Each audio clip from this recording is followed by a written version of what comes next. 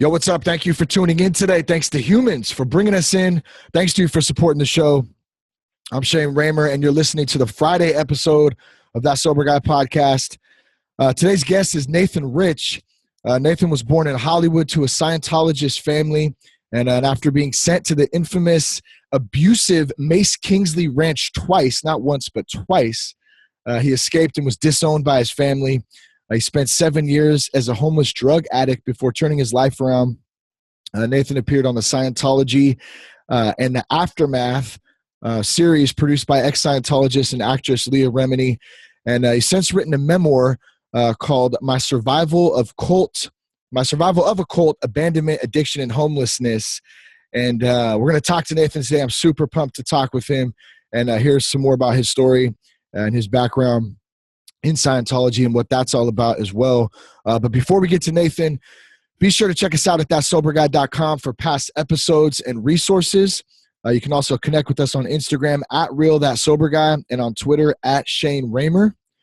A couple of more announcements. We got a live show coming up at Journey Coffee in Vacaville, California, October 18th. Come drink some coffee with us, hang out. We're going to be talking about recovery and community. We'd love to see you there. You can go to thatsoberguy.com and click on the live events tab if you'd like some more info. And then also check out the TSG, That Sober Guy merch store. We got men's shirts for ladies, hoodies, the zip up hoodies, my favorite. Got some coffee mugs. I think there's even a sick TSG phone case. I think about it. We all on our phones. We have our phones all the time. Unfortunately, that's not always a good thing. I'm trying to limit myself on that tip. But what a better way to stay connected to your recovery by having a phone, little logo, little TSG phone case to remind your ass every time you pick that dumbass phone up. Help support us, support your recovery. Get your merch today. That's soberguy.com. Click on the store tab. I want to read a quick email and then we're going to get to Nathan here. This says, hey, Sharon, I just wanted to reach out and let you know how much your podcast has been helping me as I try to navigate the sober life. I recently celebrated 1 year. Recently celebrated my 1 year anniversary, and I dare to say that I'm happy. P.S. We have a 7-pound white long-haired Chihuahua, and I'm the only one that walks her. I'm 6'1" and 250 pounds. I also wonder what people think of me when she prances around with her pink harness, but she's so damn cute. I don't care. Michael from Brooklyn. Number one, Michael, thanks, man, for reaching out. Much love from Cali to Brooklyn, and congrats on your 1 year. And then for those of you who didn't hear last Friday's episode, I believe it was titled, does it make me a pussy if I walk a small dog? Because I had this thought as I was walking my small dog around the neighborhood. Damn, people probably look at me and think, look at this pussy walking this small-ass dog. So I kind of proposed that question, and Michael, being 6'1" and 250, says he doesn't give a shit. I don't give a shit either. So, Michael, thank you so much, man. Much love to you and all the homies out in Brooklyn. Nathan Rich, all the way from motherfucking China. What's up to you, man? How are you? How's it going, Shane? Before we even get started, I just have to mention one thing. Yes. Which is that in China, one of the differences that you notice between America and China is that in China, all the house husbands, all the manly dudes, all the tough guys, they all walk the dogs, and they don't have big dogs here because it's all apartments. So every morning I can go outside and I can see some big, tough dude smoking a cigarette, wearing like a wife beater shirt, walking a tiny little poodle. It's absolutely normal. That is epic right there, bro. That is great. So no big dogs, no German Shepherds, no pits, like none of that out there. It's all little. Not at all. Yeah, because they just have, there's no houses. It's all apartments. Yeah. So there's too many people. But it's great to be on your podcast. I've listened to several of your episodes, especially the more recent ones. And I think it's great what you're doing. It's talking about sobriety. Talking about recovery is something that is important to people that need to hear that kind of thing. It's something that I didn't have myself. I didn't have the opportunity to, when I was going through my kind of problems, I didn't have a podcast to listen to. I don't even think podcasts existed back then. Yeah. So it's great. Yeah, man, I appreciate that. Thank you. And we chatted a little bit before I hit the record button. And yeah, I mean, that's what this is about. It's about talking about recovery, trying to get people together, provide additional resources, of course, in addition to any different types of programs or whatever anyone's going through. And also, man, it's really just to have some fun too. I mean, how many of us in recovery, I get that question a lot, like, well, if I'm sober, how am I still going to have fun? Like, there's all types of ways to have fun. There's all types of things you can do. You don't have to be some lame duck, because you're sober. It's actually, the best time of my life being sober. And I found that, it ain't easy all the time, and it's taken some time to learn that. But hey, real quick too, I wanted to mention your book, and I know that the memoir. Can you pronounce the title for me, the beginning title? Because I said the second part, but I didn't want to mess up the first part, so I wanted to let you do that. Sure. So the title of it is Scythe Tleppo. Okay. And so Scythe is kind of like the Grim Reaper's, tool, the tool that you would use, before people had lawnmowers. And Tleppo is not a real word. It's just Tleppo. And when I was writing the book, I looked up advice for titling books, and they said, don't use anything that's hard to remember, and don't use anything that's hard to spell. And I said, well, too bad. I'm going to call it, the title is one of those titles where if you haven't read the book, it doesn't really make any sense. But once you read the book, hopefully you think to yourself, there's no way he could have called it anything else. That is the title of this book. And so, the book covers my, it's a memoir. So it's not an autobiography, meaning it doesn't include every single thing about my entire life. It focuses mostly on how I was raised and how I ended up eventually being homeless and addicted, and how I eventually got out of that. So that's kind of the difference between a memoir and an autobiography. It's not like a sort of boring documentary style book where I'm telling you every fact and detail and date. It's more just a story of here's what happened in my life. Yeah. And my story really is that I was born in LA, and I was born to a Scientologist family, and a very, you could say, devout Scientologist family. And I just kind of never took to it. It wasn't my thing. And I was kind of rebelling against it. And because, we're here to talk about addiction, I'm not going to really get sidetracked into a lot about the sort of, cult ideas and all the Scientology stuff. But suffice to say, I wasn't into it, and they sent me to this kind of boarding school to sort of correct me back into believing into it, right, when I was 8. And that was a very abusive place. And that was on Scientology in the aftermath. They talked about that place. There was beatings and other psychological and physical abuse. And so then when I got out of there, that was the ranch, right? Yeah. So that place was called the Mace-Kingsley Ranch, or the Ranch for short, or the MK Ranch. And I saw, I want to say it was the Kingsley lady in the interview. Man, she was creepy looking, man. She had the red hair and the, is that her? Yeah. So that's Carol Kingsley. That's probably did you see my attack video, like my attack page? So let me just say real quick, man. And you said you're more than welcome to get into as high level or as deep as you want to go on this, but I usually, do at least about an hour of pre-production stuff before I go on with the guests. You know what I mean? I want to learn a little bit and get in.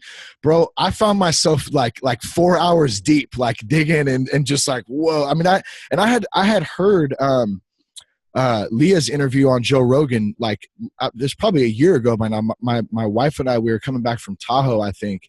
And, I listen to Joe's podcast quite often, and I had put that one on. So I had known a little background about what was going on and kind of her story. The series, I want to say it already came out, or it was just about to launch, or somewhere around there. So I was familiar with it.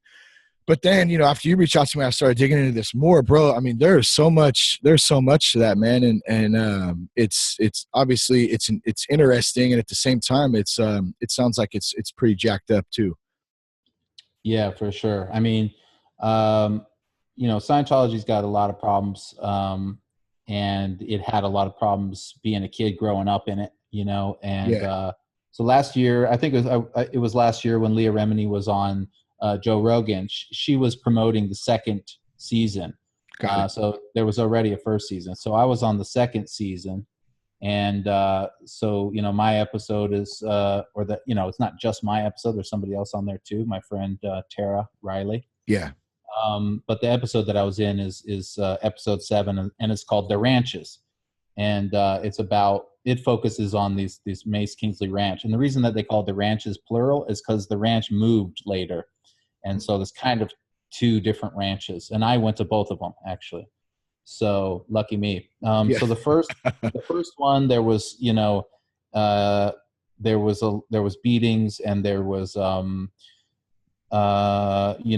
kind of sick and messed up punishments, including, there was child molestation, and the guy running the place it admitted to molestation, and it's a whole nightmare there, and that was out in Palmdale. Yeah. And so I was there for about 8 months. One of the things too, I wanted to point this out just for those out there listening too, because when I was doing some pre-production on this too, I said, okay, I've heard a lot of stuff about Scientology. I've heard about, people's stories, what it is. In all fairness and somewhat, let me look into this myself. Let me see what they claim it is, right? So what I found was the idea that you will be and can be your best self for you and the planet. That was kind of the basis of what I came across, at least to my understanding. Can you kind of give very, very briefly, like, is that accurate? Or like for someone out there listening who has only heard the word Scientology, they don't know what the hell it is. Like, what is the basis of it? If there's any more to it that I missed. Yeah. So that's kind of like I don't want to say the sales pitch, but that's kind of like what they're saying the benefit might be, right? So if you ask a Christian, what do you believe? And they tell you, well, we can, we have grace and love and we can all get along. That's not real. That's not really an answer. That's not necessarily what the religion is specifically about. That's the benefits of being a part of that religion. And so that answer is kind of like what they would say that the benefits are. And then the separate thing from that is, well, what are the specific beliefs that they have? And so the specific beliefs that they have are, it's very complicated and long, but essentially their point is that we are all these eternal beings that are used to be godlike, and now we're sort of in our own prisons of control, like we don't have any power anymore, and doing by that religion you could unravel all that and go back to your native godlike state. So it's not a religion in the traditional sense, in that there's not a deity, there's not a higher power that you're resigning to. There's not there's no prayers, there's no there's no offsetting of responsibility or destiny. There's none of that type of stuff. It's all you. Well, and that's one of the things my wife said. So they don't have a God. And I said, well, L. Ron Hubbard was the creator of Scientology, right? Is it looked at as he's kind of the God in a sense? If you ask a Scientologist that, they'll say no, but some of the ex-Scientologists talk about it now in retrospect, kind of like, wow, we sort of treated that guy like a god because we believe everything he says. Yeah. Cannot question it, etc. But we didn't literally view him as an unkillable, an all-knowing God. Got it. And I cover a lot of this in the book, actually. The book is a bit more about Scientology. It's kind of, if I had to say what it was about, it's obviously all about me, but it covers a lot of Scientology, and it also covers a lot of homelessness and addiction. And the way that I talk about Scientology in the book is not for ex-Scientologists. It's for people like you who maybe heard of it and don't really know. Yeah. I don't try to explain the entire thing. I try to tell my story, but I explain things here and there that might need to be explained. And as you get through the story, you kind of get an idea of how they look at life and what they're all about, because I was in the depths of it. I mean, I was a baby growing up in it, Yeah. Well, and that's one of the things I was over at my mother and father-in-law's last night. And we were talking a little bit about it, and we were talking about that. Like when you're a kid, no matter what religious organization or whatever it is, if your parents put you in that, you don't really have a choice. So you're growing up in that. That's really all you know. And to break that mental prison, or that state of mind that all you know has got to be, it's got to be a pretty challenging thing. And I think that's what we're about to get into here in a minute. But yeah. So go ahead, man. Go ahead. Yeah, so I had to do that while I was homeless. So we're gonna find out we're gonna find out how fun that was. So take it back to the ranches. I think that's kind of where we left off. You had mentioned that you were at both ranches at some point. Maybe start there. Right. So when I was 8 years old, I was at the first incarnation of this ranch, which was the more physically abusive of the two. This was, on the episode that I was on in Aftermath, they play an audio sample, an audio recording of the guy who ran the place hitting a child and yelling at him and stuff. It's real. So I was at that ranch with that guy. So that was the one when I was 8. And then my whole family, I never had a father, because him and his side of the family were disconnected from. One of the things that Scientologists are into is disconnecting from people who are against Scientology or not strong supporters of it, or there's some complications there. But basically, oftentimes they get disconnected. So I never knew my father or my father's side. I had no siblings. So, and my mother was 22 when she had me, so she was quite young. And all my aunts and grandparents lived in other cities, so it was always just me and my mother. So I got sent away to this place, and my grandfather was the only other person who wasn't a Scientologist in the family. He died while I was in there, so then I got taken out. That's how I left, and then the whole family moved to Florida, and that's because that's the headquarters of Scientology, a certain place in Florida. So we all moved out there. All their little creepy suits they walk around in. Yeah, I call them the sailor outfits. They do look like that. Yeah, exactly. So then, I'm going to skip ahead of some of this stuff, but basically what happened is 7th grade rolled around, and by this time now, I had never once finished one single grade of school, because all of the grades that I had been to, all of the schools I had been to were Scientology schools, and I just didn't want to do Scientology. I was just pushing back, and I would get kicked out. And I had skipped 3 grades. So I skipped preschool, and I skipped 2nd grade and 5th grade. I just had like no schooling, no chance. Yeah. And I happened to get into a private school that was a non-Scientology school for the first time in my life. And I did excellent there, very, very well for 2 years, 7th and 8th grade. I know this sounds a little boring, but it's leading up to something. No, you're good, man. Dude, no, all good. So I had the first time in my life I was doing well in school, but then I had to enter into high school. Okay. And for high school, I no longer was going to have the same one teacher that I had in 7th and 8th.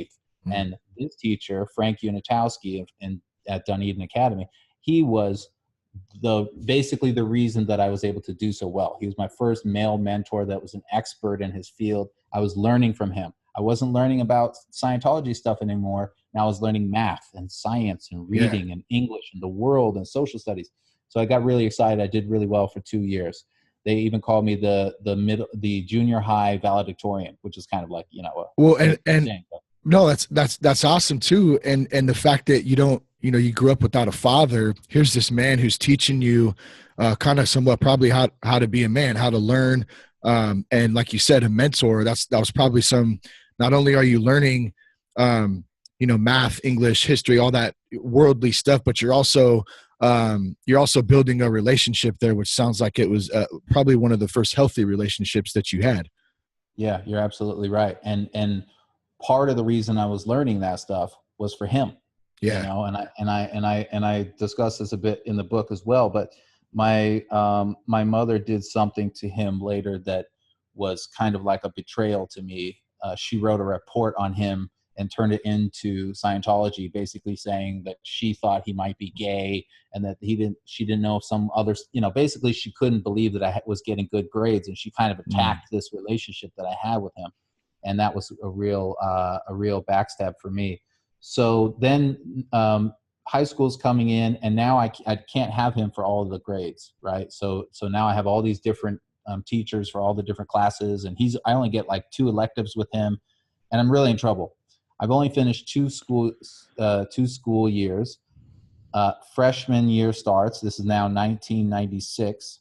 And basically what happens is I end up trying to find a way out. How do I get out of this situation? I got thrown out of a window at school. There was kids selling drugs.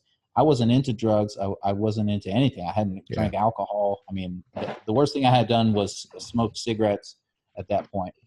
And so I actually joined those guys in what's called the Sea Org. So I was wearing the sailor outfits with the festival. Okay. That was idea Fort Lauderdale? No, it's in Clearwater. Or Clearwater, Florida. Near So Fort Lauderdale. okay, Yeah. got it. Yeah, not far. So my idea was to get away from all this pressure to do Scientology, ironically, by joining the headquarters of Scientology, because those guys are always working. They don't really do much of the Scientology stuff. Yeah. So it's a little confusing. But the point is, I tried to get away, and then I didn't do well there, and I sort of dropped out of there. And so then I was stuck like in between school years again for ninth grade. And my mother had had enough of me, so she sent me back to the ranch again. Only this time, I didn't go willingly. The security guards, I woke up to them on my bed in the morning, and they quite literally dragged me kicking and screaming out of my house and stuffed me in a car and sent me out to New Mexico when I was 14. How old were you? 14. That's, yeah. Yeah. So I was 14, and I was there this time for 3 years straight. And I became known as the kind of most neglected kid there over those 3 years, because every Christmas, every birthday, every, sibling's birthday or uncle's birthday, most kids would get a present or would go home or would see that their parents would visit them. But me, I was not even allowed to communicate with my family at all in any way for those 3 years by their request. So by your family's request. My mother specifically asked the ranch to not let me communicate with them anymore. So this was the beginning. I mean, there was many beginnings, but this was the real beginning of like serious problems are happening. So I was there for 3 years, and by the time I had got sent there when I was 14, the worst sort of chemicals that I had done is I got drunk one time with, ironically, kids from the previous ranch. I had smoked cigarettes. That's it. I'd never even seen weed, nothing. And back then, weed was like a even bigger sort of deal. It was more illegal everywhere and everything. And I hadn't even seen it. And at the ranch, basically about 2.5 years into it, by then I had been there longer than everybody else. I was just kind of the old man of the ranch. And one of my good friends there had left and came back. Now he was a staff member. Okay, so they didn't watch him. He could do whatever he wanted. Long story short, he started smuggling in weed and alcohol first time, a bottle of rum and some weed. And then, because he was actually from nearby Albuquerque, because this ranch was in New Mexico. So he would go to his friends. And then he started sneaking in more. So then he started sneaking in methamphetamine, cocaine, LSD. And then at that time, we settled on doing LSD because if you remember, we're stuck in this ranch and there's all this night watch and securities everywhere. You can't really get away with alcohol because what are you going to do with the bottle? Where are you going to put that? You can't just keep burying them. Someone's going to find them. And like weed, the smoke is everywhere. It's obvious smell, and et cetera, et cetera. But LSD is just liquid, or you just store it on some paper.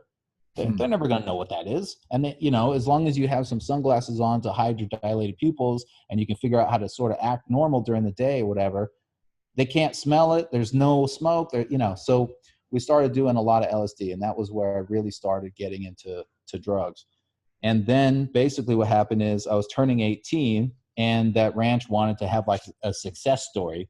They didn't want me to just leave when I was 18 without having like cured me, quote unquote. And so they just pushed me through the program super quickly, like literally in 2 months. And the program normally take about 1.5 years. So they just crammed me through it at the last moment. So I quote unquote graduated that place and then got sent back home. And so now I'm arriving in Florida again with a drug problem, right?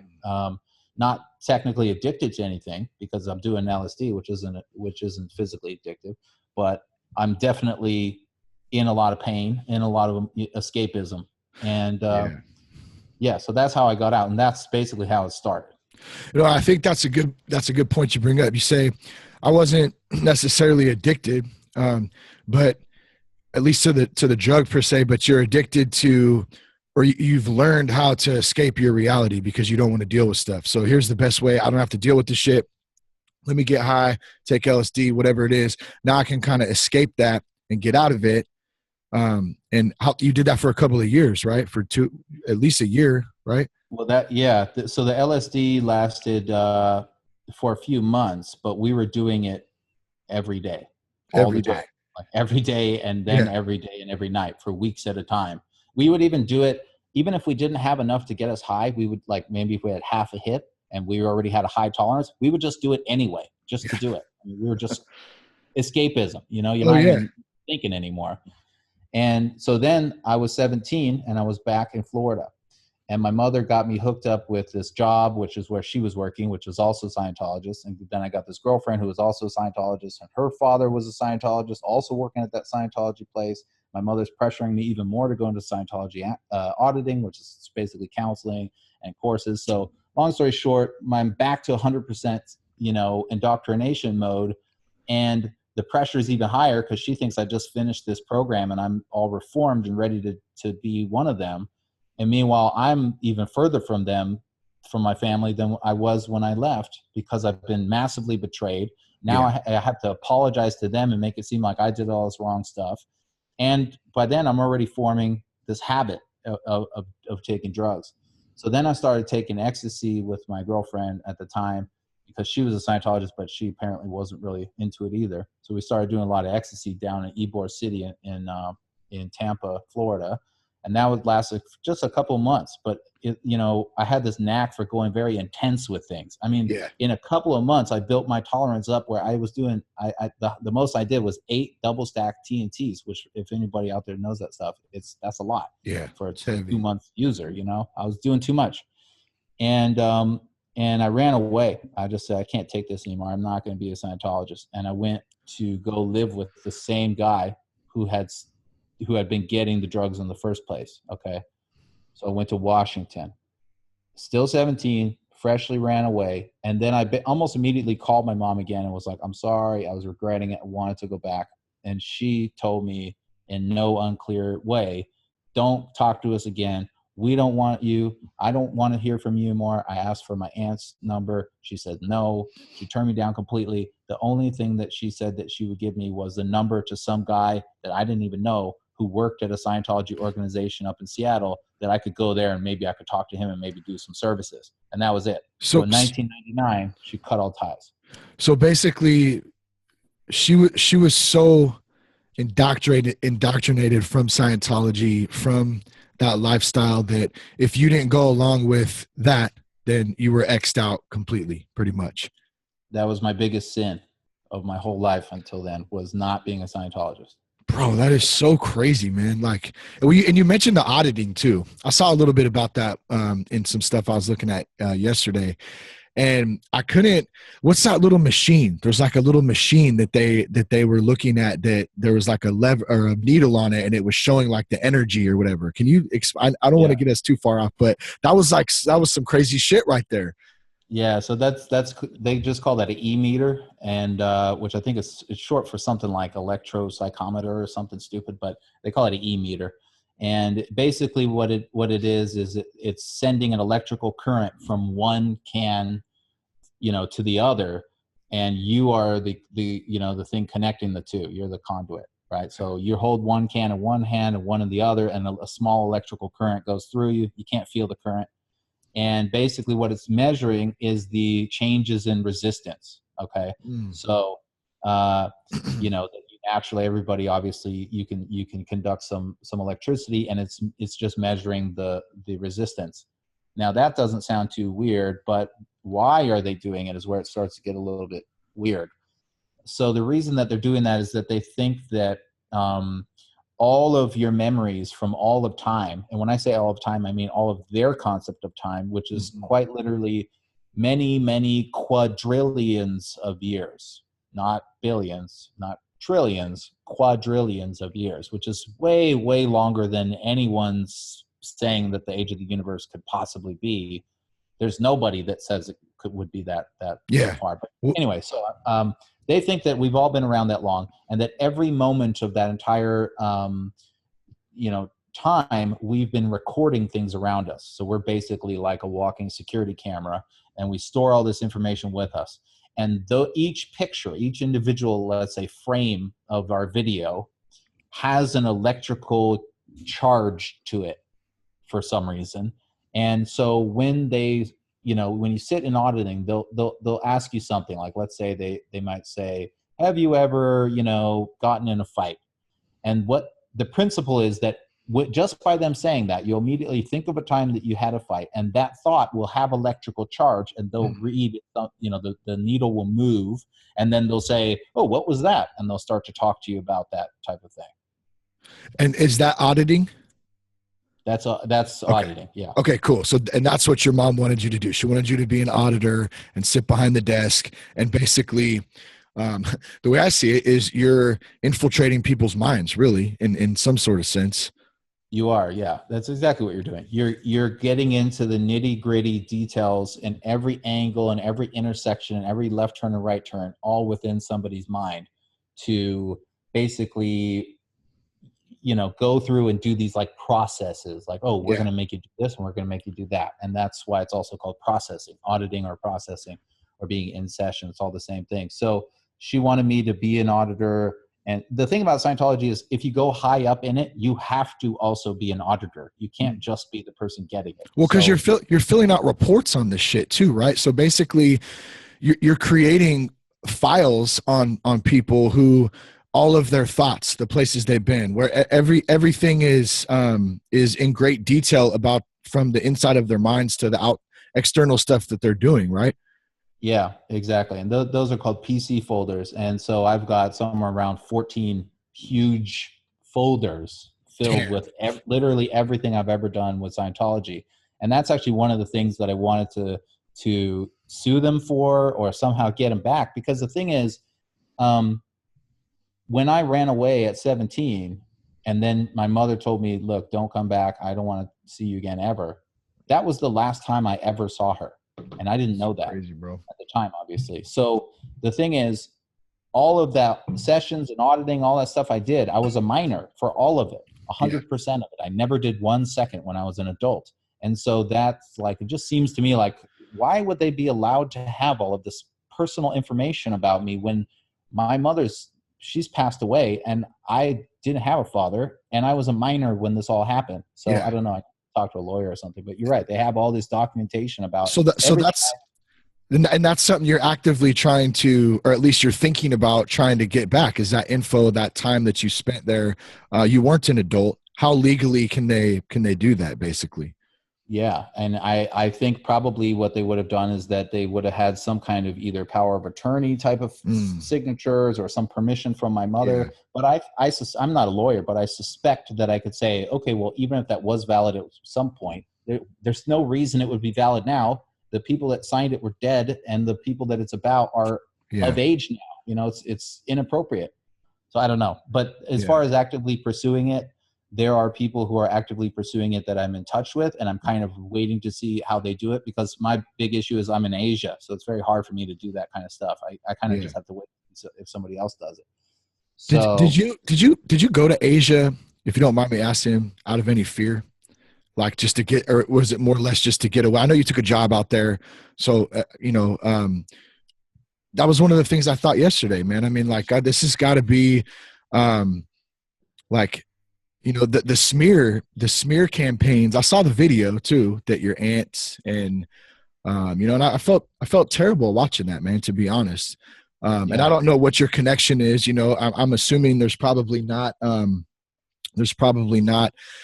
some deep connection there, to family. Cause it seems like from what it sounds like, you haven't talked to them a long time, but, the purposeful, tactics used to make somebody because you're not the only one this happened to make them look bad. And even what's his name, Mike Rinder, that was his job, was to do that shit, right? Was to go out and actually, if anyone spoke out, was to make them look like a terrible person. And the video that your aunts and your cousins did, it was just like, it was crazy to see that. And you could totally see they're reading shit too. It's not like hard to look at, Yeah, it was,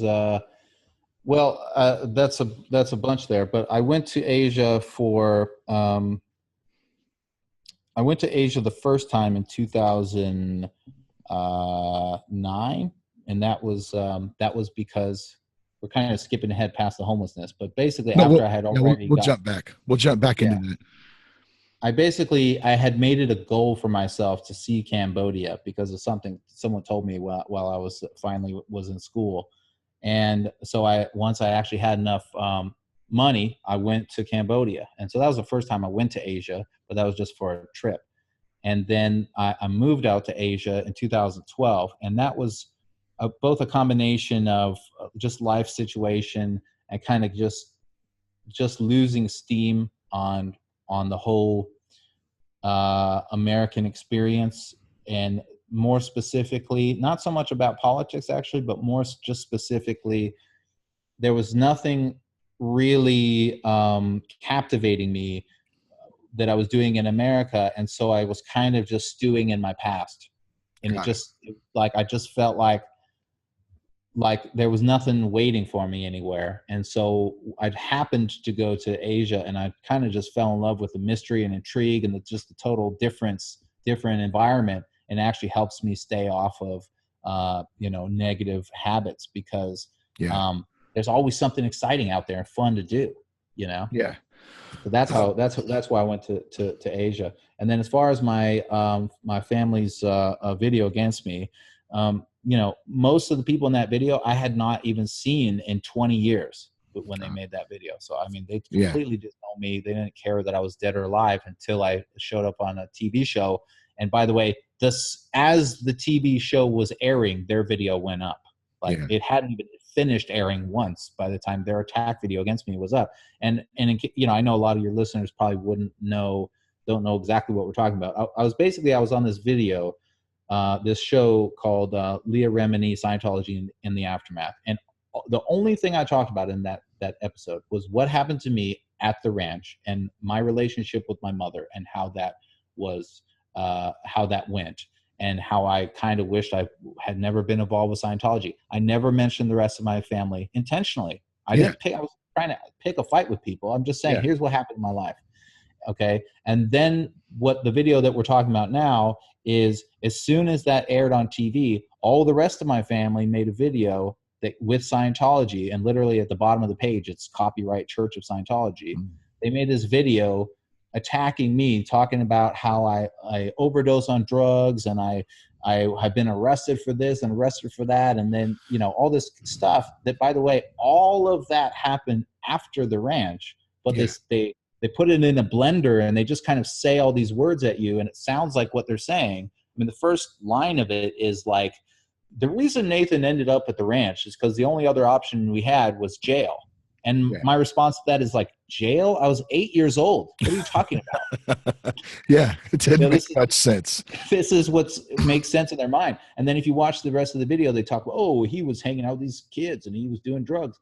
And the whole time I'm like, I wasn't really yelling because I wasn't that upset. Because to be honest with you, I was just surprised at what they even looked like because I hadn't seen them in so long. Wow. But I almost wanted to yell at the screen and be like, that was after the ranch. Is this thing a time machine? I went to the ranch because of the things that happened after the ranch. It's just, this is the type of trickery that they try to do. Yeah. Well, so let me back us up a little bit, and I appreciate you breaking that down, and giving a little background on it, because I thought it was an important part, and I know I jumped ahead a little bit.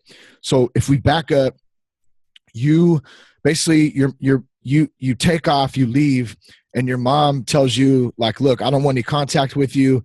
I do have a guy who's connected to Scientology that you can connect with. Where does it kind of go from there? So then I obviously I wasn't going to connect with that guy, because the reason that she wanted me to talk to Yeah. him was to do more Scientology services. So Yeah. it's called the purification. I just wasn't going to do it. Come be an auditor. I need you to be an auditor. Yeah, that'll solve all my problems. Yeah. So at that time, I was living out of my friend's car, and he had a connection for LSD. So we were buying vials of LSD for $90, and it was about 100 to 110 hits. And we were sometimes able to stay on his friend's couches. And she was a methamphetamine, let's say, aficionado. She just loved it, and she sold high grade weed to support her habit. So the arrangement was we would sell her weed for her, keep no profit, and then she would give us speed and loan us money to buy LSD and let us crash on her couch. So this is already at 17. This is what my life had become. So we were buying these vials, and then the thing is that, you know, if you're not familiar with selling acid, it's not like you're in, you know, the cartel. You're not making any money because it costs you $90. You get 100 to 110 of them. You can charge $1 to $5 each. And how often do you see anybody selling LSD or anyone doing it? I mean, it's so rare. You can never sell it. It takes weeks, months even. And so long story short, we ended up sell just enough to get gas and get hamburgers from McDonald's when they had those 29-cent, 39-cent specials. We'd buy those, or we'd go to Jack in the Box, whatever. And then we would buy another vial, and we would do the rest of it ourselves. So we just had this like little process going where we would support our own LSD habit. And then that started shifting over into methamphetamine, because basically if you mix methamphetamine and LSD, what happens is overwhelmingly your experience becomes more about the powder. You know, powder almost always wins in these types of situations. So plus you don't want to be having like a crazy methed out trip. That's a lot weirder and harder than it sounds. So we did that a few times, and I kind of just said, all right, enough with the LSD. I'm going to switch over to meth. I mean, obviously you don't think that way, but that's basically what happened. And so got into a little bit more stuff, you know, mushrooms and whatever else came along. But basically at that point, we're just doing a lot of meth. And then the winters came around. And it was just freezing cold. So now we're talking 2000 winter. I was just about 18. And so we went down to Albuquerque, where he was from, and arrived in Albuquerque, and you know, and basically his friends let us crash on their carpet, was how that started. And so that was, you know, his friends were, you know, I never really have friends because I always moved around and I never went to school for a whole year and everything. So he was my only friend, but he, on the other hand, had tons of friends. And all these guys were really heavily into drugs, drinking, partying. They all had kind of rough lives. Nobody had any money, and everybody just wanted to get wasted all the time. And so we, you know, the good news about that for me actually was that they didn't really do meth. So I kind of stopped doing meth, and I got more into alcohol. You know, alcohol to the level of like, you know, people bringing over 30 packs and 40 ounces and kegs, and they had all these friends, and just growing into parties. And, you know, we were a bunch of punk rockers. So we ended up kind of, you know, going wild with that and just pushing wildness to the limit, you know, getting, you know, blacking out for the sake of blacking out. And the thing that I found, you know, comfort in with this group was that they didn't care that I was a Scientologist or anything. They had their own problems, and they weren't interested in me. And so I could just be an escape artist with them and never have to think about my past. And anytime I did start to think about my past, I just get another bottle. And that, in some weird ways, that kept me alive. You know, probably in retrospect, probably I would have been better off with an actual support structure in place. And this is, by the way, this is something that I was really thinking about when I was listening to some of your other interviews on your other talks, is that, you know, a few years after that, when I was still homeless, I started to become more, you know, more knowledgeable about what this sort of recovery world is, right? I understand about NA and AA, and there's tons of people I meet, and there's people lapsing and triggers and all that stuff. Like you get familiar with it on the streets. I mean, it's everywhere. And the thing is that I think my story really, as it relates to that type of structure, I'm kind of like, in my opinion, I'm kind of like the cautionary tale of what happens when you don't have that. I happen to have made it through the other side, but you know what? Along the way, no one else that I was with made it. And so I happened to have gone through, I happened to landed on an island, but everybody else sank. And it's interesting for me because I can see now the value in those support structures. So my support structure back then was a bunch of crazy punk rockers with motorcycles and weapons getting wasted all the time. And so we started this gang called the Sluts in the City, which was named after this G.G. Allin song. And G.G. Allin is like sort of the most hardcore punk rocker ever, basically. And his whole message was like not caring about anything. Obviously, he didn't say it that way, but don't it was punk rock for sure.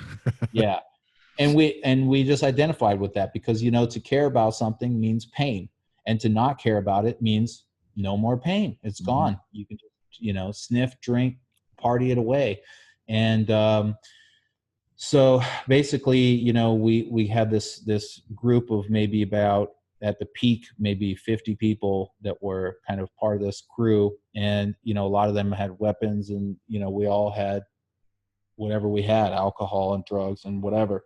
So eventually, though, that kind of fell apart, and I ended up hitting the road. So I just was hitchhiking by myself. And, then basically what happened is I started getting back into drugs, only this time instead of meth, it was heroin. And so I traveled around most of the western part of the United States. Most of the time I was alone. Occasionally I had like what we call a road dog, which is like a friend traveling with you. So I had like my road dogs with me, or just by myself a lot. And got into heroin, and I go strung out, which is when you're physically addicted to it. I was strung out on heroin in Sacramento, in an area of Arizona, kind of inside Phoenix, called Tempe, Arizona. I was strung out there for a while, and up in Seattle, and just traveling around just by myself with nothing and no one, just suffering through life. And I even still have some like old diary that I wrote in. I was writing letters to myself and poetry about heroin and just this crazy life. And that lasted for a while, and a lot of crazy stuff happened on the road and everything like that. And then I ended up back in Albuquerque, and one of my best friends, of this street kid that I met up in Portland, he died right next to me on a couch, like leg to leg, keeled over and died from heroin. And to make it worse, he was not really a heroin user. He was not really a junkie. He was just an alcoholic, but he would occasionally do some here and there. And his girlfriend, another street kid, they had run off to the bathroom together, and everyone just thought they were doing something else in there. And no, they didn't bother telling anybody they were doing drugs. So they came out, and he just died from the drugs. And everyone just thought he passed out, because he used to pass out all the time from alcohol. Yeah. So we're all just sitting there making fun of him as he's dead. Fuck, bro. That's crazy. So once that happened, that was a big... How old were you about this time? Oh boy, this is probably about 5.5 years after that. So about 2005. Okay. Yeah, about 2005. So I was about 23 by now. So there's like 5+ years of being homeless. I mean, I was, a lot of people say homeless, and there's all this whole sort of spectrum of homeless. So I kind of have to identify like what kind of homeless I was. So like in Sacramento, for example, because, you mentioned Sacramento before we started recording. Yeah. Just happened to come up. I can right now draw on a piece of paper, having not been there in, 15 years. I can draw on a piece of paper exactly where the bridges are that I used to sleep under, where in the park I used to go to get my dope, right? What the J Street Mall, how to get there exactly. I could tell you the entire area by heart. And so, where was I sleeping? I was sleeping under the bridge, and so it's that level. Like in Portland, same thing with Seattle and Tacoma, Lakewood, Los Angeles, Albuquerque, all these different places. I could from memory point to places that and was sleeping. So and you were really up and down the West Coast, pretty much. I mean, you're traveling around, and I mean, there's kind of I want to point out too, like, especially in the punk rock culture and in that whole environment. I don't know how much this has changed now versus in the early 2000s. I'm pretty sure it's still somewhat similar, but there's kind of a whole culture there around that, right? Street kids, traveling, just that whole scene. Unfortunately, I'm assuming there's probably still a lot of drug use and alcohol use in it. But we see these kids. I mean, I was just out in Berkeley at a terror show on Saturday. Got my hoodie on, as a matter of fact. Damn good show. But you go out to Berkeley, and I mean, it's a whole different ballgame out there, and just from like your normal small hometown feel of a a suburb or whatever.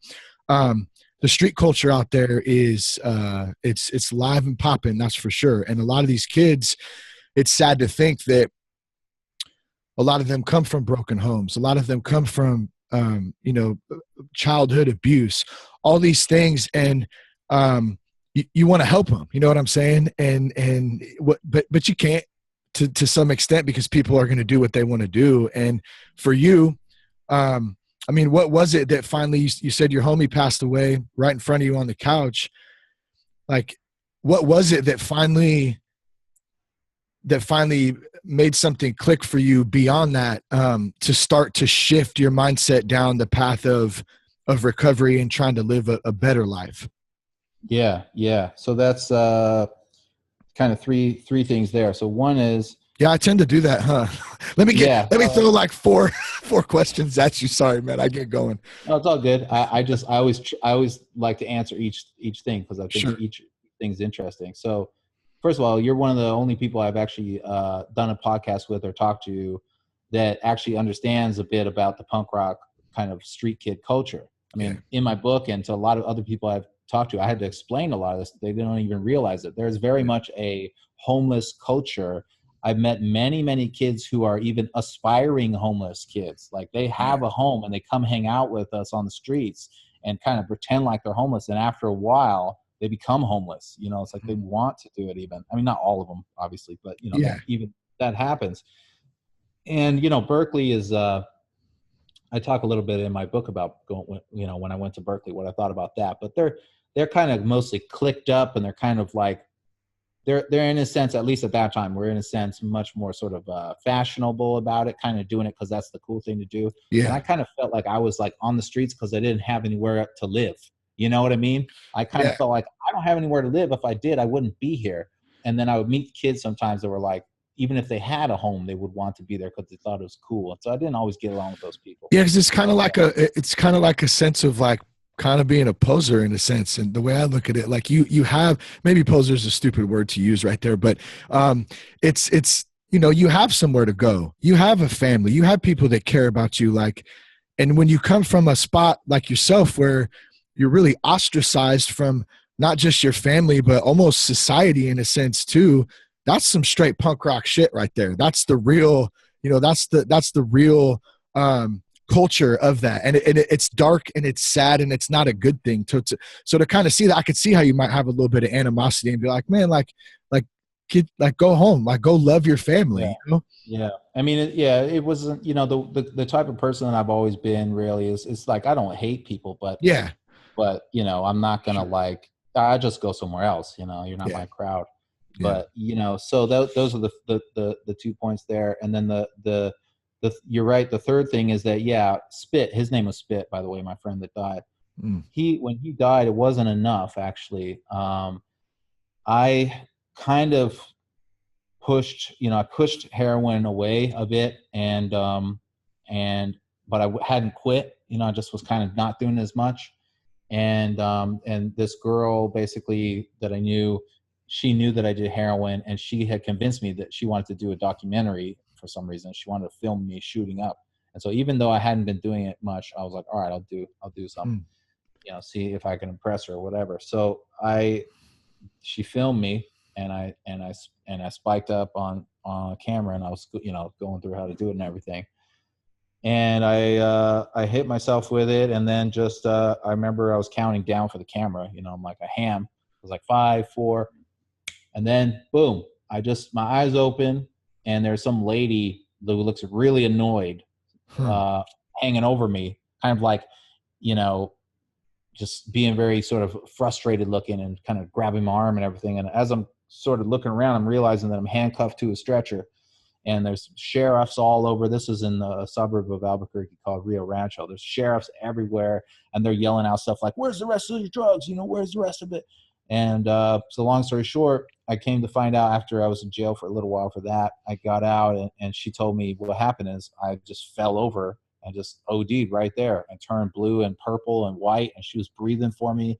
And she wasn't a junkie, so this is her first time even really being around it. So she just panicked, called 911, said someone's overdosing, which if you do that to 911, they just send the police over as well. You know, sort of if you're a junkie, then you would know that what you're supposed to do is call them and say somebody's having trouble breathing. Yeah.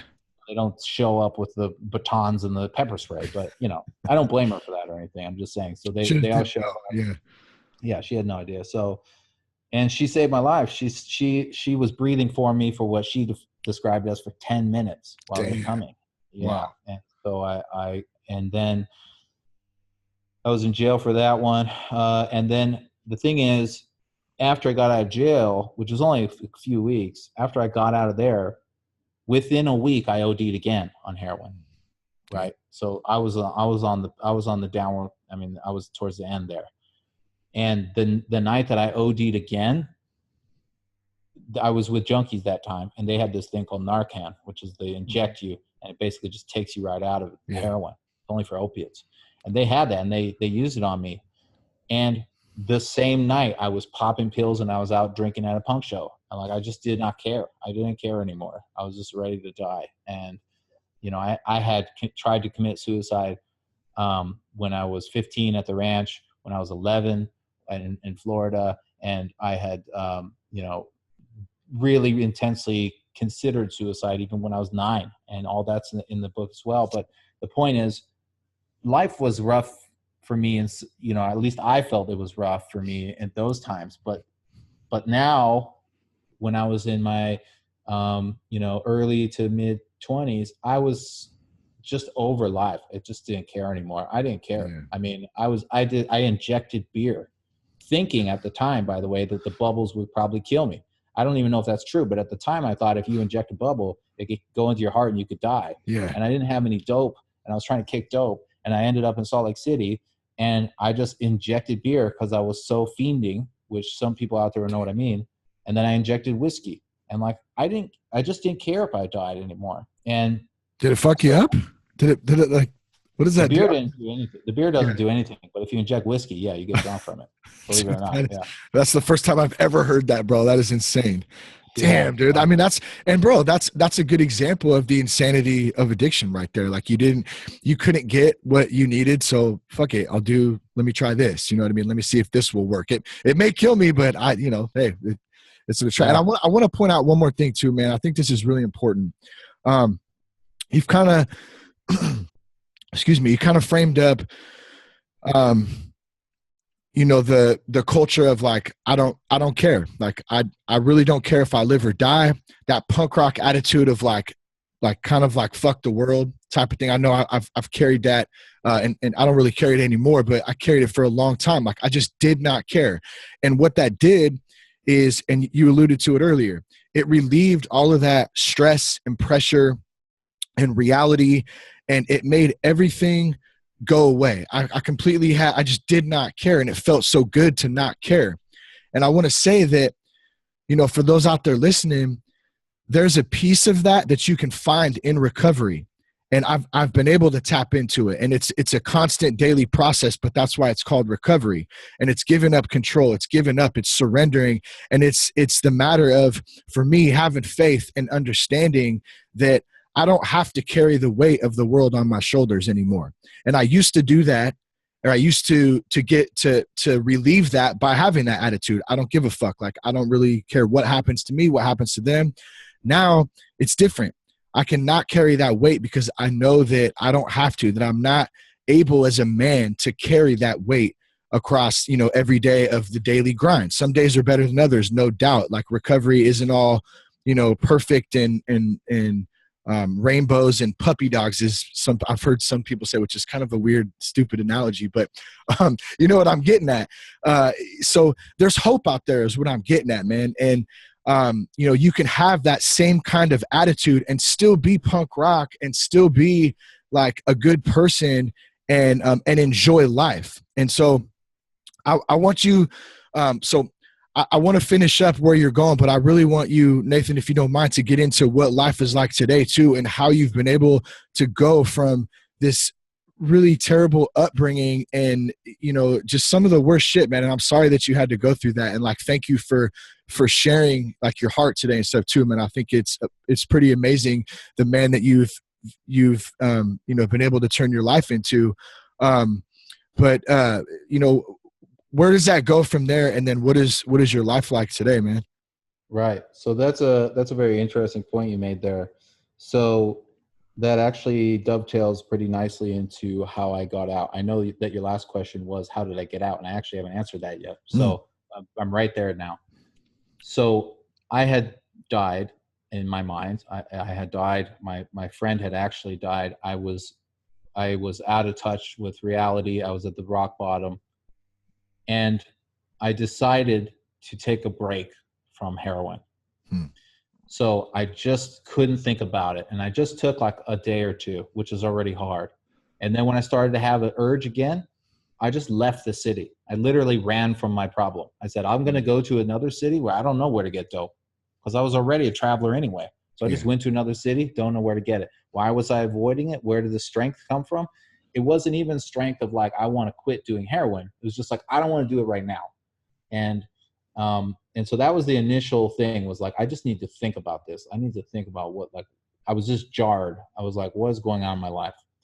Then I started to take stock. And by this time, you have to realize, you know, we really condensed 7 years. So by this time, I was really starting to think to myself, like, okay, I started on this path. I didn't care about anything, and I was ready to die again and again and again. And I'm not dead. It's like, I can't die, or I won't die. Something won't kill me. Or, you know, whatever it is, what I'm doing now, it's not working.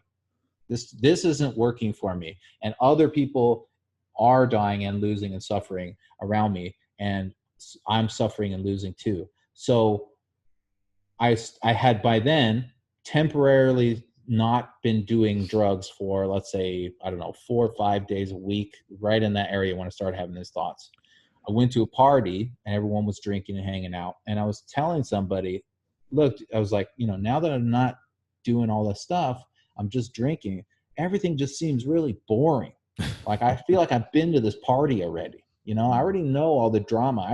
I know that lady that I can hear her yelling right now, that girl over there, I never even met her before. I can kind of guess what this night's going to end up like with her. She's going to be mad at somebody because they said whatever. You know, like, I just started predicting everything around me. I was just getting bored.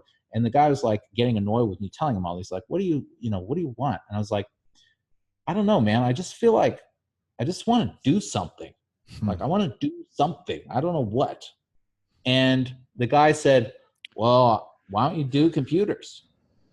I said, all right. Guess we'll do computers. Just the most random thing for someone to say at a party. So funny, dude. It's a total dumb thing that, you know, you hear 1,000 times everywhere you go. Why don't you this? Why don't you that? Why don't you do computers? And I was like, oh, all right, sure. So great. And so at that time, I was living under a tunnel, in a tunnel under the streets in Albuquerque. I came back to Albuquerque. I was living in the tunnel, and I had nothing. And I hooked up with this girl, and she was what we used to call house punk. So she was like a punk rocker, but she had a home. And so sometimes I would stay on her bed and everything. And just staying with her, she wasn't really like a crazy punk like we were, you know. She wasn't really into, like, wild and crazy or anything. So that actually was nice for me. It was just kind of, she just like, oh, let's watch a movie. Oh, let's eat some dinner. And so I kind of got a little taste of like normal life again. And then I started to feel a little bit kind of guilty, or kind of like, oh, I should help her. You know, she's like, she's always buying me food and renting movies and everything. So I started to think, like, how do I get money? You know, I had no driver's license, no ID, no social security card. No, I didn't even know my social security number, no passport, no family, you know, nobody could vouch for me, no work history, no I had 2 full years of education. And, if you're being very charitable, you could say I had an 8th grade education. And how do I get money? I live in a sewer and I'm smelly. I have one set of clothes. Yeah. And I'm an addict and I smell. So that began a kind of a long and tough period of time, where not tough mentally, but sort of just tough practically. Like, how do I get all this stuff? And basically I ended up going to this drop-in center, which is kind of like where you go if you're on the streets, the kind of, donation-led place. Maybe they'll give you some food if they have some, whatever. And this lady was generous enough to help me get my birth certificate. And then I went to the Social Security office, and, after a lot of back and forth, I was eventually able to convince them to get me one by staying at a shelter and getting the guy at the shelter to like write a note that I said that I was this person. And then wow, it was sort of this complicated thing, but I slowly started piecing together just the basic things so that I even could apply for any kind of job in the first place. And then I started doing day labor, right? So I wake up at like 3, 4 in the morning, whatever, and go out and just sit out there and hope that somebody needs help moving some wood or whatever. Yeah. And then I went from that. I went to temp agencies. So I applied at a couple of temp agencies, and one of them didn't take me. But then I think Excel Staffing didn't take me. But then this other one called the Deco did take me. And then I started doing these temp jobs, which were, tough. And then I just basically kept pushing and pushing. Then I knew somebody who knew somebody at a Wendy's. Yeah. So I got hired at a Wendy's, and I had been buying clothes with the money that I got the other place, and I was showering at her place. And at this time period in my life, I was still very much screwed up in the head. I mean, the drugs have really done a number on me, and I was pretty damaged, but I could at least, kind of do okay at like a Wendy's type of job. Yeah.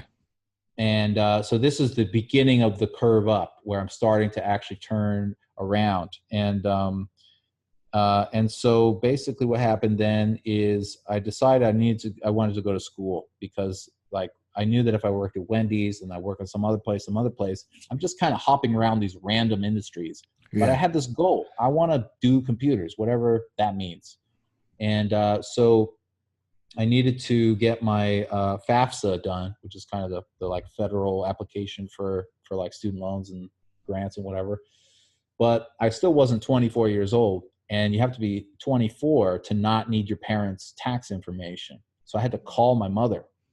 Okay, so I called her after I hadn't talked to her in 7 years, and I looked up her number. By then, like the internet was around and everything, so I looked her up on the internet somehow, and I got in touch with her, and she just flat out rejected me. It was like, no way, I'm not helping you. She only took the call because it was like an unknown number. You know what I mean? Yeah. So I ended up having to just wait until I was 24 so that I could apply for a Pell Grant and student loans. And the one good thing about being homeless this entire time, maybe the only good thing at that time, was I didn't care about student loans. I was like, if I don't succeed, I am never going to pay them back. What are they going to do? I live in a tunnel. Yeah. You know what I mean? They're like, all right, I don't care about that. So they're like, oh, it's this percent payback, whatever. Yeah. Sure. Yeah. Great. Oh, sounds great. Yeah. And so they gave me just enough with the Pell Grant and the student loans, just enough to get into a vocational college, like a community college. And by then I started working at a tech support company. It was all scripted, don't get excited. It was just literally like a checklist. You're like the first people, have you tried plugging your computer in? That kind of guy. Yeah. And, but that was paying me tons of money. It was like $9 an hour. I was like, I couldn't believe it. And so I even bought like a used motorcycle from this guy that I knew. And I was slowly starting to piece things together. And I started going to school finally at 24. And 2 months into it, I got into a motorcycle accident, which was the other person's fault. Shattered my wrist into tons of pieces, damaged my shoulder, all this stuff. Damn. And so as far as from like a addiction point of view, by this time I was drinking a lot compared to how I am now, but not compared to how I used to be. So in other words, I would drink maybe, I don't know, a bit each day, but not really get drunk, maybe drunk once or twice a week, and which was nothing for me at that time. that was basically sober at that point. So, and I wasn't doing much drugs. But the thing is, I had this major accident, which took almost 6 months to recover use of my arm and everything. And they gave me, morphine. And the thing is, morphine doesn't do anything to you if you've been doing heroin for years. It doesn't do anything. And they don't believe you when you say that because they think you just want more drugs. So you just basically suffer. So I spent a lot of time screaming into the crevice of my couch, and so I didn't know what to do. And I knew I was in trouble because now I wasn't going to be able to go to school. And I was still in Albuquerque. And I knew myself enough to know I might slip back into old habits. So I ran again. I said, all right, I'm going back up to Seattle because Seattle was fun, at least when I was on the streets. Let's go up there. Let's try to make a life up there, I was telling my girlfriend. And so we went up there. She was still paying for everything. I had a little bit of money, but the bulk of everything was still her.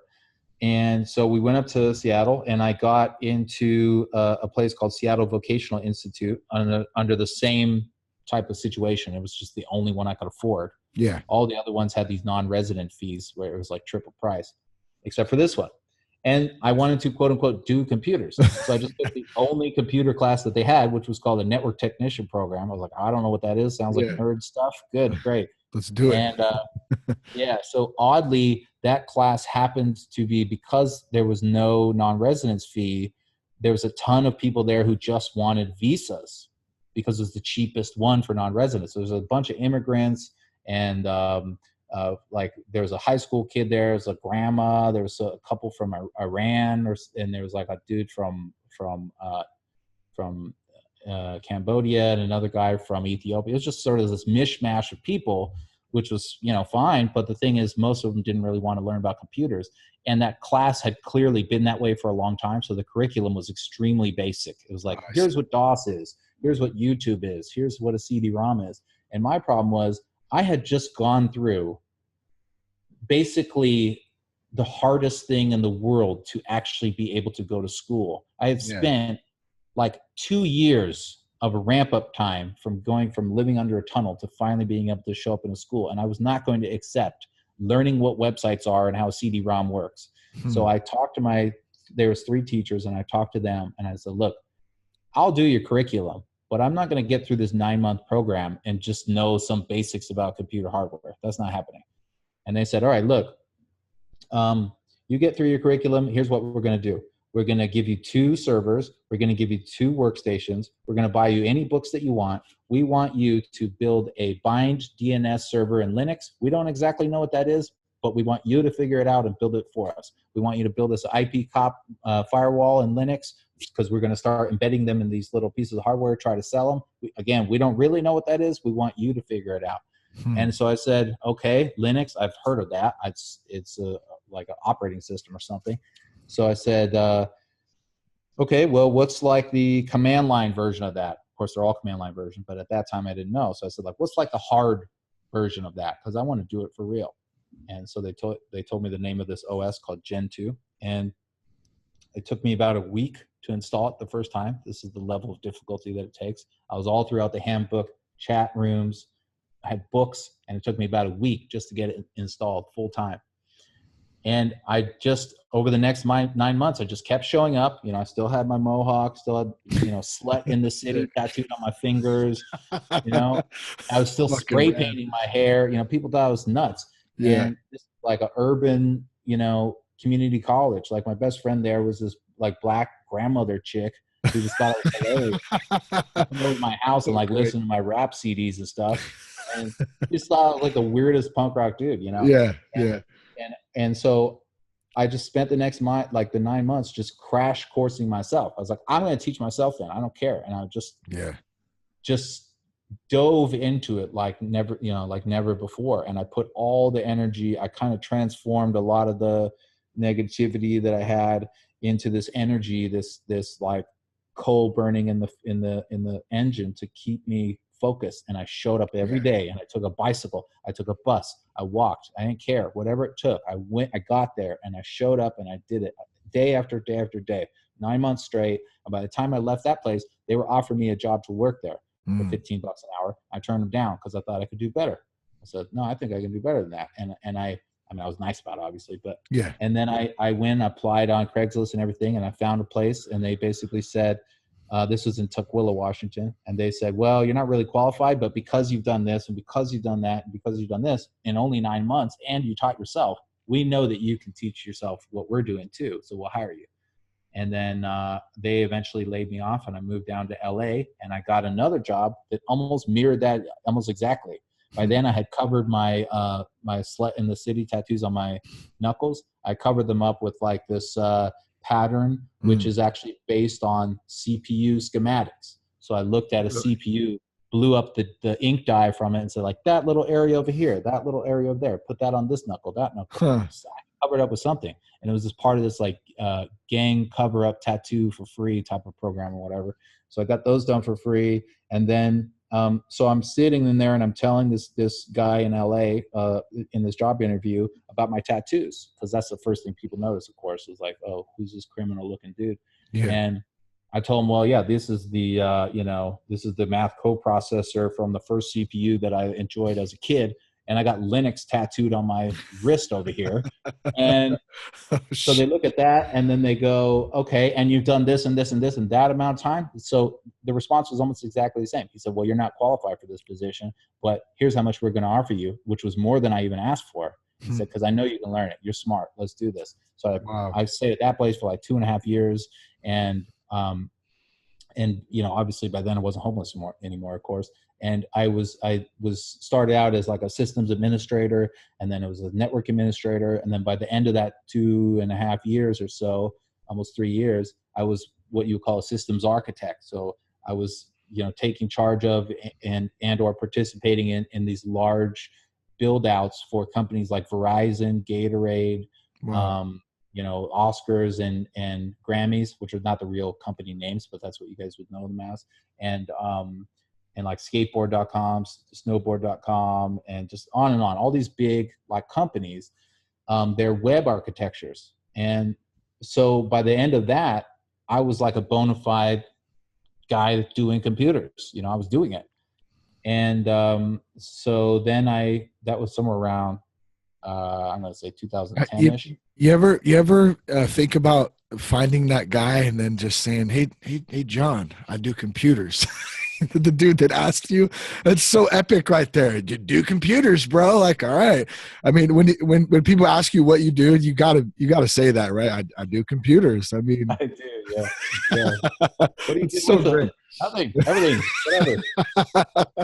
I love it, man. It's so good. Yeah. It's definitely been one of the most powerful random comments in my life. Yeah. And so then basically I got another job, and it, again, from Craigslist, just happened to be at a visual effects company. So it's a company that does like CGI for films, major motion pictures. And that was in Venice, California, part of LA. And then that company moved to Santa Monica.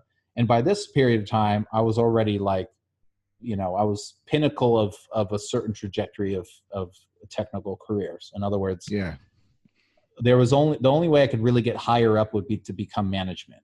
And so I was very good at what I was doing, but I had to learn their industry, their particular problems. So worked there for a little while and impressed some of the sort of right people.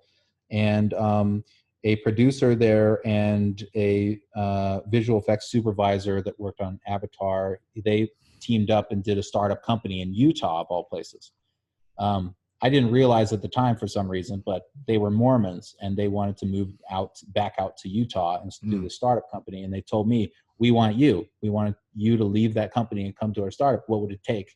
And I told them, don't worry about it. Because at that time I had 3 monitors. And when I lift my eyes above the horizon of my 3 monitors, I'm looking at the beach. Like it's right in front of my face, the water of Santa Monica, right by the promenade. I was like, there's no way I'm leaving this place. Yeah. And then I thought, the worst they can say is no. So I just wrote them an email. I said, well, I'll take this much money. I want a month off. I don't want to work for anybody, work entirely from home. I want equity, whatever. I just was like, all right, this is what it would take. And their answer was, okay, we'll write it up. And so I was like, okay. Damn. So I moved out to Utah, and Got a you know, couple of that wives, right? just the one. Yeah. No, but it was nice. It was the first time I actually lived, you know, like had a house. I mean, I didn't Yeah. buy it. But, you know, was in a home. Like, wow, it's not just an apartment, which was Wow. pretty nice. And actually, Utah is a really nice place. It's pretty. I mean, it's got its own problems, but it's actually a lot nicer than Yeah. I thought it was. And then that company basically did a lot of startup mistakes where they kind of scramble and they get, you know, they run around with like chickens with no heads on. And they're kind of doing a lot of the wrong stuff. And after about a year, it started to implode. And they said, "Hey, maybe we're going to do this merger with this company out in China, of all things, somewhat totally randomly to me." Like, okay, that sounds weird. And they said, "Well, you're the director of technology. We want to send you out there so you can check and see if this technologically is even feasible." And so this is about the end of 2011. So then 2012 rolls around, January-ish. They send me out to China, deep into China, like a town of 110,000 people in the middle of the country, Wow. to check this out. And basically, then while I was out there, the company basically dissolved. And so I just said, all right, I'm just going to stay out here, start doing some remote work from the web hosting company that I was working for before.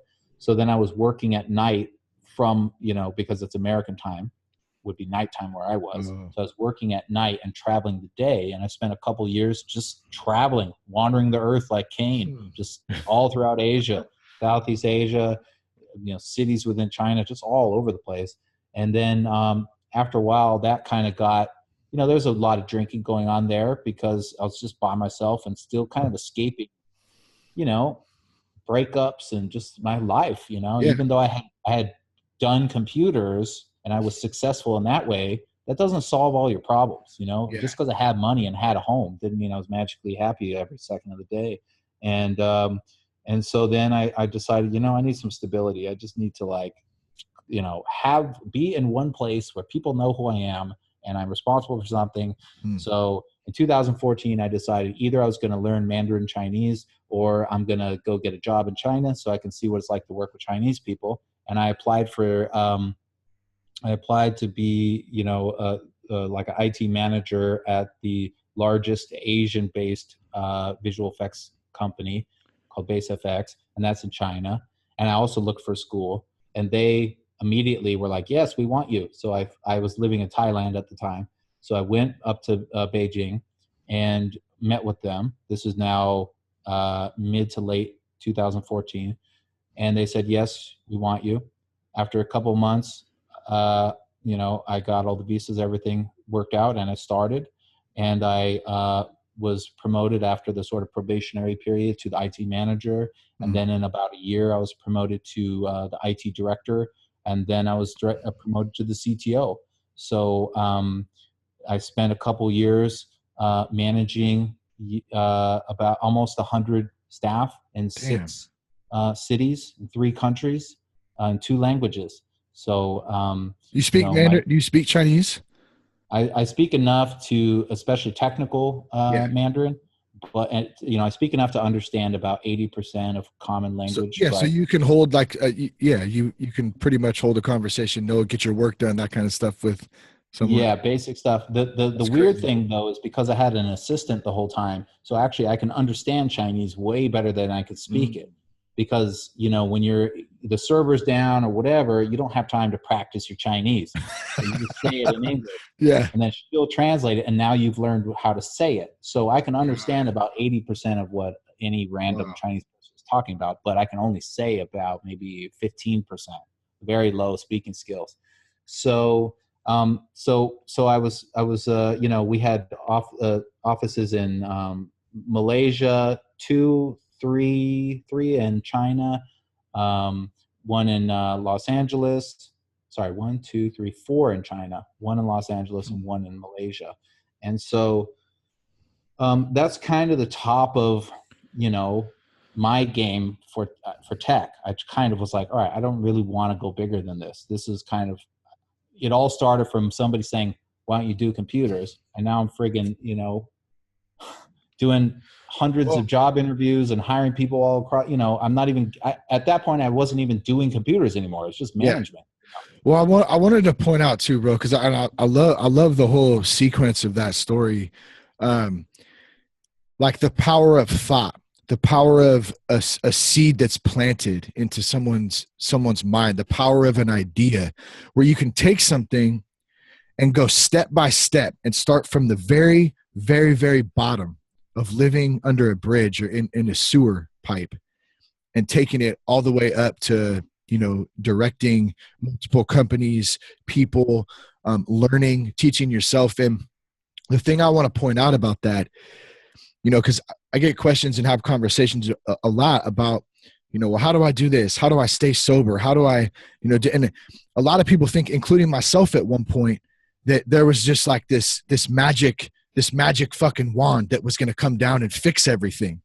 There was a lot of visions about that, and a lot of excuses in that victim mentality. But I want to point out, this is one of my favorite lines, and I live by it, is just show up. And you actually said it earlier. You said, I just showed up. And you just got to fucking show up. Just show up and do the next right thing. And you got to put the work in. And like you put the work in. You started and you went step by step. You fucking worked at Wendy's for however many months. I'm sure that wasn't your favorite thing to do. It's probably not but you did it. And you went step by step by step by step, and you were patient, and you did the next thing that God or the universe or whatever you want to call it put in front of you, and you did it. And I just think that's so rad, bro. So I just wanted to kind of point that out for people listening. Like, just show up and put the work in, and don't trip on expectations. The shit will come, it'll come to you, and you'll figure it out as you go on, man. So yeah. Yeah. And you know what? You touched on something there that hits really close to home, which is that one of the big sort of realizations that I had when I was thinking about, back when I was at the tail end of my homelessness, when I was realizing, like, I'm not dead, for some reason I'm still here. Yeah. The other thing that was really hitting me at that time is exactly what you just said, which is like, look, I'm not going to walk down the street and someone's going to see me and say, we want you to be the singer in our next band. Yeah. Right. Hey, you're really super cool. We want you to be in the movie. We want, it's just not going to happen. It isn't going to happen. No one is going to come and scoop me up and fix my life and tell me that they, here you go. Now you're rich and we'll take care of you and the world is sorry.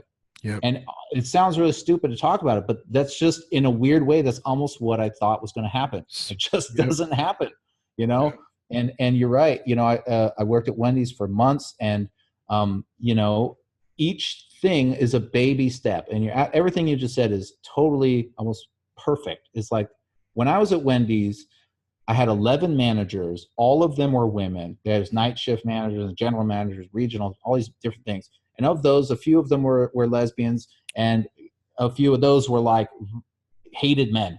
Okay, a couple of them. Mm-hmm. And I was a man, and for better for worse. And I was like a little tattooed, hungover guy. And those particular managers were very sure to yell at me a lot and be very mean to me while flirting with being nice to all the managers and everything. And I suffered through that. And I made $6.25 an hour. And I did the night shift so I could get that extra 25 cents an hour, because I was thinking that's going to add up. And you know what? When they were throwing away salads at night, I would try to be super nice to the manager so they would let me eat some of them, let me take some of them home. And at that time, I was staying with my friend. He would let me sleep on the couch of this lady's house who I barely knew, but she was a vegan. And so I couldn't even bring meat home. So I had to, bring just the salads home. And sometimes, life wasn't fun. I didn't have anything going on. And then, I worked at the temp agency. I worked at a plastic mold injection factory where I literally just stood there like a freaking robot. The plastic comes down in these tubes. I open this thing up, I pull this thing out, do some this, that, the other thing, and then I just do it again for 8 hours straight. And you know what? I never thought that the next thing was going to magically solve all my problems. You're absolutely right. Just keep doing it. Keep my eye out for the next thing. Don't drop out. Don't just go home and say, screw it. No, I'm going to keep doing it, and I'm going to keep my eyes, open. And there's always another opportunity just waiting for you. Yep, and absolutely. When I was at Wendy's, the thing that really got me going was I talked to the lady who was working the cash register, and I said, how long you been here? Just chit-chatting, because you're so bored. It's when nobody's there. And she said she'd been working there for 7 years. And when she told me that, I was like, all right, I'm getting out of here. This is it. I need to find another job. I do computers, bitch. I ain't fucking flipping burgers forever. Yeah. Oh, that's funny, man. I've got to do computers, but you're absolutely right. It's just showing up and just keep doing it and just keep your eyes open, because something will come. And you know what? It didn't come the first week I was at Wendy's. It didn't come when I wanted it to, right? I mean, people talk to me now and they say, they say stuff to me like, oh, you're so lucky. I'm like, I'm not lucky. I'm 36 years old and I'm still don't feel normal. Most of my life was spent on Scientology and homelessness and drugs. So I don't feel lucky. I feel like I'm somebody that's suffered a lot and I'm not dead. And most of the people that I knew from back then are dead. Yeah. So I don't really feel lucky. But the point is that you can get through it. And this is kind of where, like almost where the discussion began, because I'm kind of a cautionary tale, because the thing is, I did it, if you'll notice, with no support structure. I didn't go to NA meetings. I didn't go to AA meetings. I didn't have a group or family. I did it myself, but almost no one else that I was with made it. They're all dead. Yeah. Or they're still there somewhere in the gutter. And so the point is that, you can not listen to these kinds of podcasts. You can not go to meetings. You can not, get help from your family and from your community. And yes, technically you could make it. You could be another me, but believe me, the chances are very low. And if I were to do it over again, I would definitely do it with a community, because it was torturous. It was horrible. Yeah, that's good, man. That's the title, or the topic for our next our live podcast we're doing in a couple of weeks is stepping into community, because it's so important to have those people around you that are building you up and giving you motivation and support to do something else. And it's funny, man. I think back to the girl. I didn't catch her name. I don't even know if you said it, but the girl who was a punk rocker, but kind of had a spot and kind of like brought you in and started you on that path of like some sort of normalcy in some sense. And when I think about that, she was kind of the start of your community in a sense, you know what I mean? Like gave you that little tiny bit of something normal to kind of spring you up and get you off on that path. And man, what an important thing it is. So if we kind of tie this thing up, man, and wrap this up, because I gotta take a leak so bad right now, bro. What is I think I drank too much coffee this morning, man. I had a couple cups that I got up at about 4:15 so we could do this, and I was super, super excited to do it, but the time difference, like you said, working with China and the States is a little bit tough. Yeah. But if you kind of wrap this up, like, obviously you've learned a lot through this whole process, and you're continuing to do so. What does it look like for you today in recovery and just trying to stay sober and live a positive lifestyle? That kind of thing. Yeah, and then next to that, what advice can you give anybody else out there listening, man, who's maybe going through it and just doesn't know where to turn? Right. So the story that I just went through leads us up to exactly 1 month ago. That's when I decided to resign from that company. And the reason I wanted to resign is because I was kind of done with doing computers for now. I mean, obviously I still toil around and mess with it, but professionally, I kind of want to take a break from that, and I want to focus more on getting my story out and talking to people and, writing my book and just taking, doing what I want to do for a little bit. And so as far as, with drugs and alcohol for myself, it is night and day from those days. I don't need to escape. I don't need to escape because I built the life around me through hard work that I appreciate. And I remember very clearly, because it lasted for a long time. I remember all that stuff. I remember it all very clearly. I remember hearing other people say, oh, if you're sober, everything's much better and it's all more, And I remember thinking like, yeah, sure. Because I thought I had tried being sober because I stopped drinking, stopped doing drugs for a few days. And I said, well, this sucks. I went right back to it. And I didn't really get what they meant. And now I really get it, which is that I've been sober off of drugs for such a solid amount of time, it has become my new core. That's who I am as a sober person. So if somebody comes around me with dope or with meth or whatever, I don't have any urge to do it. It's not interesting to me. I wouldn't even do it if they, someone paid me to. It's just, I don't need it anymore. It's gone. It's just gone from my life. And then as far as alcohol goes, I would say I probably drink once a month or something, once every couple months. I don't really like getting drunk. I don't even enjoy drinking. It's usually just because, I feel like I have to because a bunch of other people are around or whatever. But I kind of do that I do, I'm at the point now where I would say I'm solidly past the line. So I'm kind of like, all right, well, I can have a drink. I don't care, because I know for 110% sure that I am controlling myself. Like, I know that I'm not going to fall back into any old habits or anything. And it takes a long while to get there. And I would say this, life is way better now than it was back then. Way better. I got a great girlfriend. I live in a great apartment. I'm traveling the world, and I got 2 wonderful cats. I have no urges for drugs. I don't even have any alcohol in the house at all. No need for it, and I don't miss it. That's the key point. It's not like I'm trying to do that. I don't even care. It's kind of like saying, how's your life been without all the stuffed elephants? It's like, I don't need stuffed elephants. I guess other people like them. It's not my thing. And so that's how I'm feeling now. It's just totally not a part of my life. And other than talking about it with people who, and remembering how it was once part of my life. And there is still obviously residual mental effects. There's my veins, which will never return. There's, ultra sensitivity to sugar. There's, I still have PTSD, and I still have insomnia, and I still have all these problems. But you know what? I just buck up and I just say, I'm going to get through it. And I don't need medication for that. I don't need self-medication for that. If it's something serious, I'll talk to the doctor. But I just don't need the chemicals. So that's kind of where I'm at with drugs. I just am totally over it. And as far as advice, I would say that don't be a sucker. Don't try to do it yourself. You're not as strong as you think you are by yourself. You're just going to get crushed by the weight of these drugs. They're chemical. It's like physics.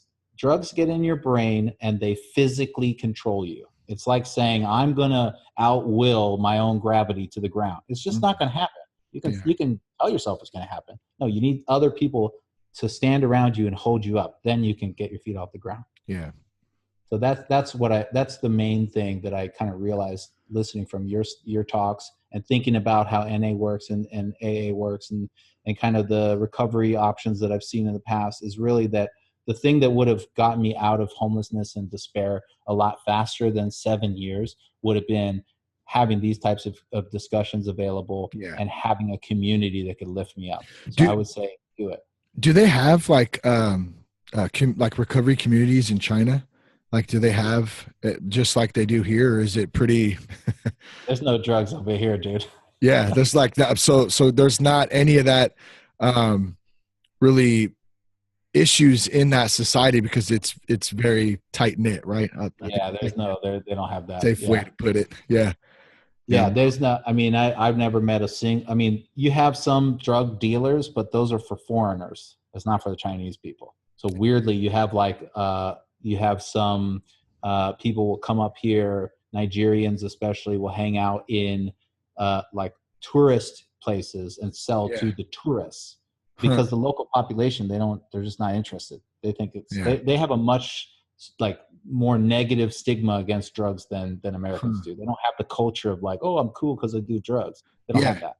Totally different. Damn, that's crazy, bro. Yeah, man. Well, good stuff, dude. And good luck with the book, man.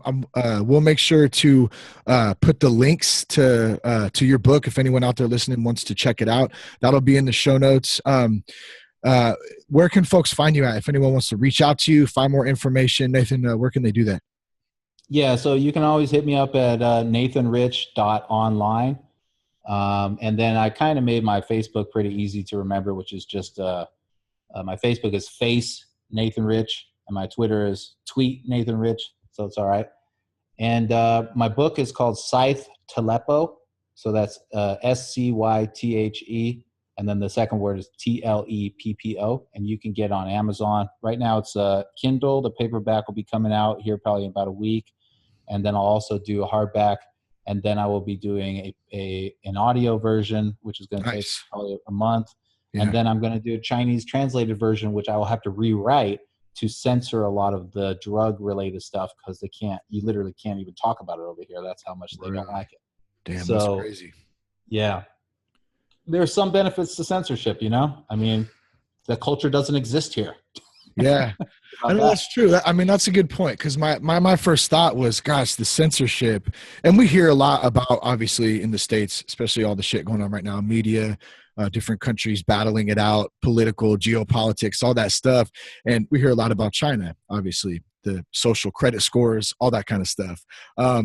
It's definitely interesting. And, that's the first thing I thought when you said that. Wow, man, just like severe censorship. But at the same time, to point out the fact, like you said, nobody does drugs over here. Now, whether it's because they can't or they don't want to, I think that's kind of another little branch of that tree, I guess. But that's a good thing, I guess. Nobody's shooting dope or shooting whiskey or shooting beer into their veins either, right? Exactly right. And so I would just say also, just so you know about China, is that almost everything you hear in the news is weird, misleading, wrong. Like, I mean, I saw just some video the other day on New York Times talking about the medical, the crisis of the medical system in China. And I'm sitting there with my Chinese girlfriend. We made like a 25-minute video explaining how almost literally everything that they say in the video is completely false or misunderstood. They have the wrong city listed. They're translating what the people are saying totally incorrectly. I mean, the whole thing. So it's take it with a grain of salt. I'd like to point out, and I agree with that too, with media that comes through, you got to be real careful on what you're looking at and who it is. I don't think the New York Times has reported an accurate story in probably the last 20 years. So I don't doubt it. Yeah, it was quite shocking. I mean, it was just, literally it was like, it would show footage, and even I understood this much Chinese. It shows a footage of a lady saying, oh, all these people are in line and one of the doctors went home. So like, I don't know, how many can they see? And then in English, the subtitle says, yeah, the doctor went home, and so they can only see 7 or 8 people. I'm like, what? She didn't say those numbers. She's not even saying anything. She's asking a question. It's that type of thing where they're making it sound worse than it is. Yeah. But I think, look, recovery is a long road. If you're going to do it alone, you're probably going to fail. You need to have other people to support you, especially people that understand and don't judge you for, not being perfect. And, I wasn't perfect. It's not, we had to tell a quick version of my story, but I didn't just all of a sudden one day 100% off of everything and, everything rode off into the sunset. I mean, I relapsed tons of times, but it's about picking yourself back up and not taking that defeat. Nothing is going, if you are alive, you have not been defeated. That's good right there. I like that. Well, good stuff, man. I appreciate you coming on That Sober Guy, man. It's been fun. I know we did kind of condense that down. For those out there listening, the book is Scythe Tleppo, My Survival of Occult, Abandonment, Addiction, and Homelessness. If you want to hear the full version of Nathan's story, be sure to pick up that book. I'm stoked that you're going to do it on the audio version. I'm an audio guy. That's why I'm into podcasting. So I will be looking forward to checking that out when it comes out. Nathan Rich, man, it's been good, man. Thank you for coming on the show, bro. I appreciate it. Thanks a lot, Shane. See you, everybody. Check us out at thatsoberguy.com. Connect with us on Instagram at RealThatSoberGuy and at Shane Raymer on Twitter. Peace, love, respect. Keep your blood clean.